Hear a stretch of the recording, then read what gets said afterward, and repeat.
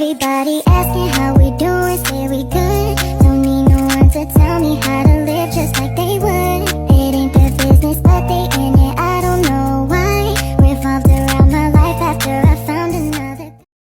Assalamualaikum warahmatullahi wabarakatuh. Perkenalkan, nama saya Ririn Karlina dari kelas 10E. Di sini saya akan menjelaskan masuknya Islam ke Indonesia di Kerajaan Mataram.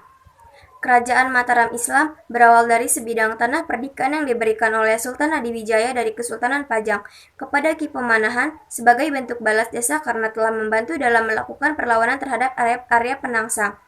Sebidang tanah tersebut dulunya merupakan hutan atau alas bernama Mantauk. Kemudian oleh Ki Pemanahan dilakukan pembebadan atau biasa disebut dengan Babad Alas. Tidak kurang selama 7 tahun, Ki Pemanahan membangun Mataram dan menjadikannya sebagai pusat kekuasaan baru yang diberi nama Kota Gede.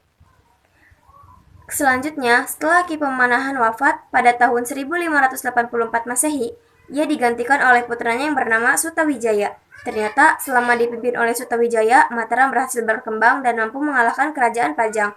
Dengan demikian, Sutawijaya naik tahta setelah merebut wilayah Pajang dari Hadiwijaya dengan gelar penebangan Senopati. Pada saat itu, wilayah kerajaan Mataram hanya hutan Mentaok dan bekas kerajaan Pajang. Kejayaan. Di masa pemerintahan Sultan Agung, Kerajaan Mataram Islam mengalami puncak kejayaan. Pada masa itu, Kerajaan Mataram Islam berhasil melakukan perluasan wilayah dan menguasai daerah Jawa Tengah, sebagian besar Jawa Timur, Jawa Barat, dan Madura. Sultan Agung juga turut aktif dalam melakukan perlawanan terhadap kependudukan VOC di wilayah Batavia. Tercatat Kerajaan Mataram Islam telah melakukan serangan sebanyak 2 kali ke Batavia.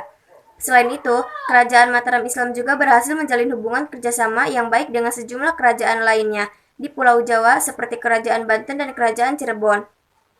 Keruntuhan. Terkenal sebagai salah satu kerajaan yang aktif melakukan perlawanan terhadap VOC, namun menjelang keruntuhannya, Kerajaan Mataram Islam justru meminta bantuan terhadap VOC. Masa-masa keruntuhan Kerajaan Mataram Islam sudah mulai terlihat ketika pemerintahan Sultan Agung berakhir dan dilanjutkan oleh putranya yang bergelar Kanjeng Susuhunan Prabu Amangkarut Agung atau biasa disebut dengan Amangkurat. Tanda-tanda kemunduran, yakni dengan adanya serangan yang dilakukan oleh Trunojoyo, berhasil memporak-pondakan pertandakan Keraton Plered yang merupakan istana dari Kerajaan Mataram Islam. Atas peristiwa tersebut, kemungkinan Amangkurat pergi dan melarikan diri dari Keraton Plered serta meminta perlindungan dari pihak VOC. Akhirnya, Amangkurat meninggal dalam masa pelariannya di Tegal pada tahun 1677. Kemudian digantikan oleh putra mahkota Kerajaan Mataram Islam dengan gelar Amangkurat dan diterima sebagai bangsawan Jawa di Tegal.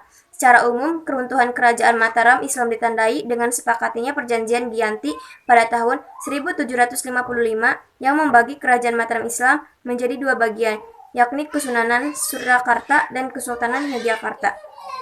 Terima kasih. Wassalamualaikum warahmatullahi wabarakatuh. How we doing, say we good. Don't need no one to tell me how to